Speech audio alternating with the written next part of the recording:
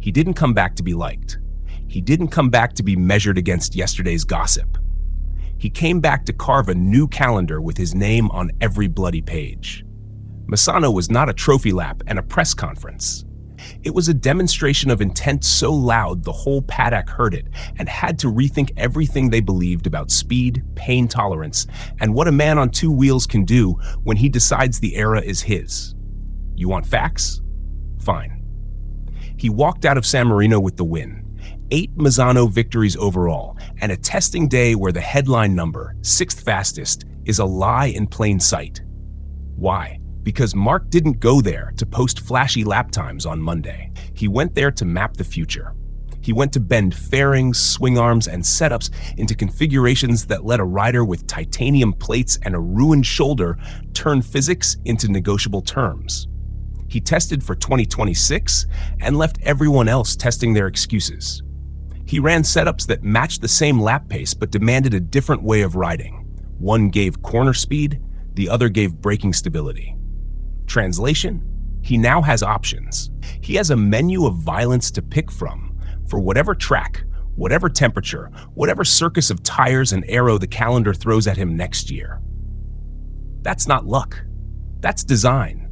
That's forethought. That's a champion thinking like a weapons engineer. Let's put numbers on the table and make them bleed. He's sitting on 512 championship points with 6 rounds left. That is not a casual stat. It's a stomp on the throttle of anyone with illusions of a comeback. It's higher than last year's winning total for the title, and every point is another nail in the coffin of he's old or it's the bike. People will always try to hand-wave his success as product placement for Ducati. That's the lazy take from people picking at headlines instead of watching telemetry.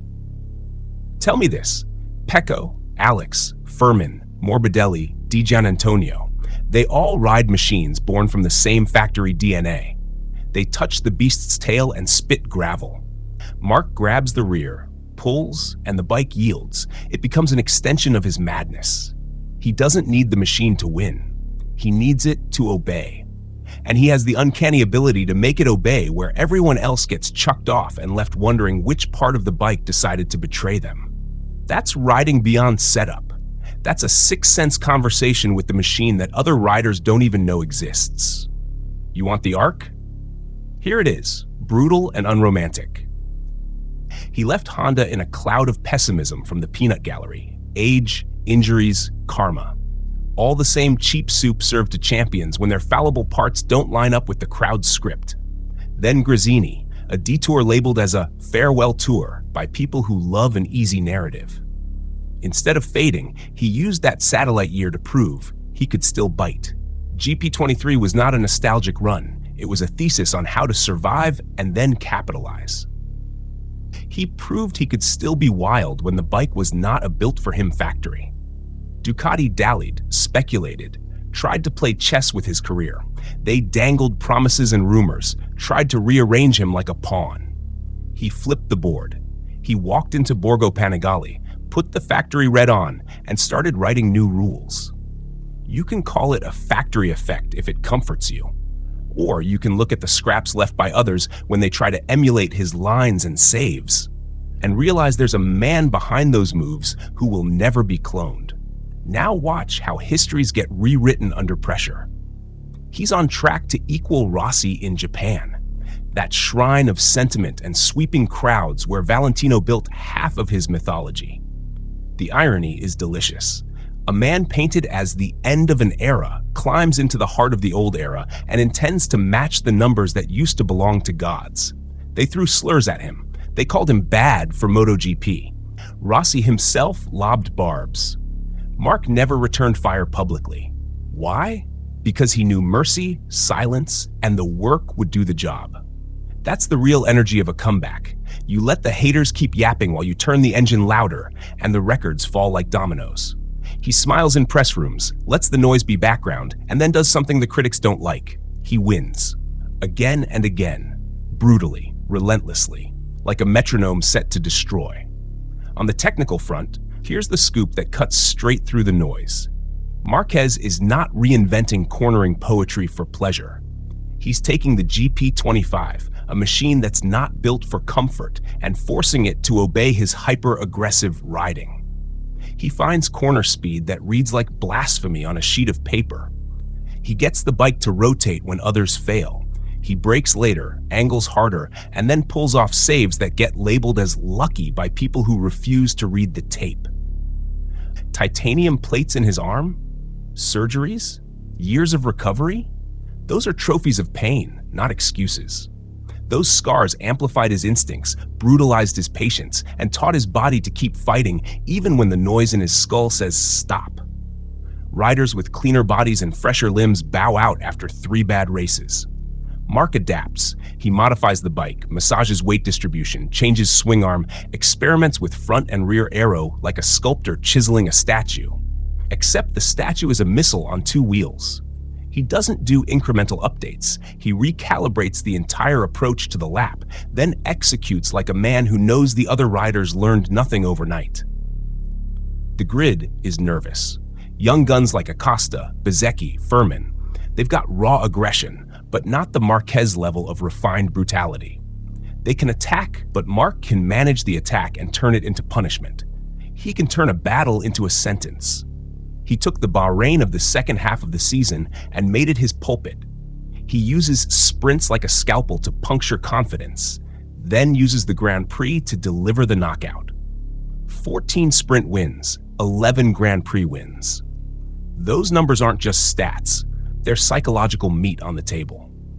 Opponents see those numbers and feel the hunger of a man who is indifferent to their hopes. He's not hunting for glory. He's hunting to erase the skepticism.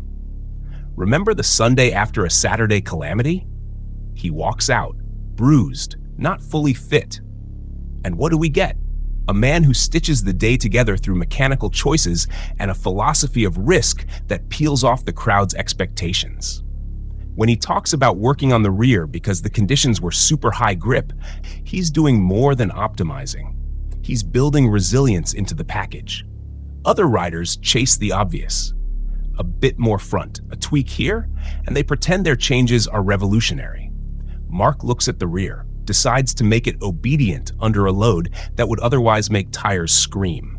He's customizing the war machine for every front he expects to face next year. That's not testing. That's rehearsing the kinds of wars he intends to pick in 2026. And the mental arc? Brutal. A comeback isn't just a series of podiums stitched together. It's a systematic dismantling of doubt. It's showing up to the battlefield with a ledger of every insult and injury and paying them back with lap times. He smiled when Rossi criticized him. He didn't answer because answers are for the courtroom. He wanted the track to be the executioner. Now watch how those critics turn into pressured applause when he drags the Ducati through impossible arcs and still clenches the wheel after a save. The moral drama dissolves when physics and talent collide. You either accept that someone is a freak of nature, or you call it bike luck.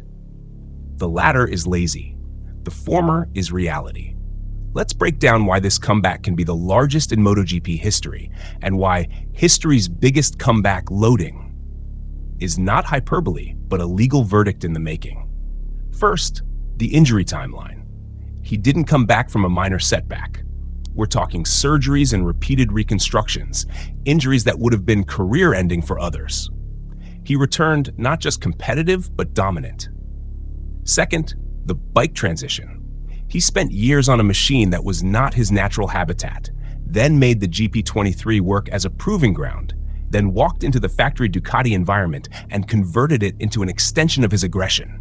That's switching kingdoms mid-war and becoming king in the new one. Third, the age line. Fans toss age like it's an argument. Marc used the years as material, knowledge, patience, cunning. He's 32, but his aggression hasn't dulled, it evolved. He controls risk with an elder's precision and a young man's hunger. Fourth, the strategic foresight. He tests in Misano for 2026. That is not planning, that is premeditation. He's not fighting the present, he's building a future that guarantees his advantage. That's a blueprint for domination, not survival. Now the human realness. He doesn't want to be the villain, and he doesn't care if he is. He wants to be the truth machine on track. He was cast as the usurper by some. He never fought to be loved. He fights to be correct. He knew the political theater of MotoGP, the gossip, the narratives, the historians who like tidy arcs, and he decided to be messy and effective instead. You need to respect the computation behind the courage. Quiet in interviews, loud on track. He doesn't court drama. He manufactures outcomes. That's a different kind of celebrity, the kind that turns critics into witnesses. The opponents? Let them have their moments. Young guns will score podiums. Factory teammates will hit hot streaks.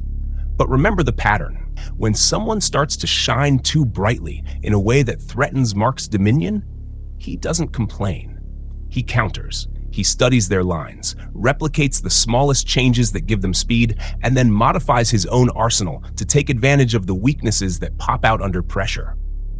It's not chaos, it's chess. And he's the guy who plays with the board burning. You asked for no mercy, and I'll be blunt about one more uncomfortable truth. The narrative of because of Ducati will never die because humans love a simple villain. But facts are stubborn. Watch the footage of riders on the same machinery, the identical aerodynamic packages, the same engine map. Then watch the tiny differences where Marc finds traction others don't. He's not just faster, he's more flexible in speed application, more savage in throttle tracing, and more surgical when saving a slide. That's not tech magic. That's a human refining physics with willpower. And make no mistake, willpower here is lethal. He takes risks most would call suicidal, and he walks away with a smirk. That's a skill set forged by years of fighting remorselessly for inches, stitches, second chances, and comebacks. It's the same skill that turned a career that looked broken into a ledger of domination. Finally, let's talk legacy. If he keeps this arc, we are not simply watching a return, we are watching a revision. The records aren't just numbers. They're a sentence that we'll read. A man came, they doubted him. He rewrote the ledger. If he equals Rossi in Japan, that's a symbolic murder of a ghost story people told themselves to sleep at night. If he keeps stacking sprints and GP wins, he's not just winning. He's redefining the shape of what a champion looks like in a modern era of composite chassis, wings, and insane tire tech. He becomes the cannon's new punctuation mark, a brutal, elegant end to anyone who thought the past was untouchable. So here's the bottom line, the clean, merciless truth you wanted. Marc Marquez didn't return to participate in nostalgia or to be a footnote in Valentino's story. He returned to write his own epilogue, and he's already halfway through the chapter where he rips out old pages and burns them. Misano was the opening salvo for 2026, and Valencia will be where the sentences get sharpened. The grid can update aero, they can fiddle with weight distribution, they can sign rookies and promise themselves a new dawn. But revival at Marc's scale isn't something you catch up to. It's something you run into like a freight train. He's not just fast, he's a strategic, savage presence who uses pain as fuel and silence as camouflage, then strikes where it matters, on the scoreboard and on the memory of the fans.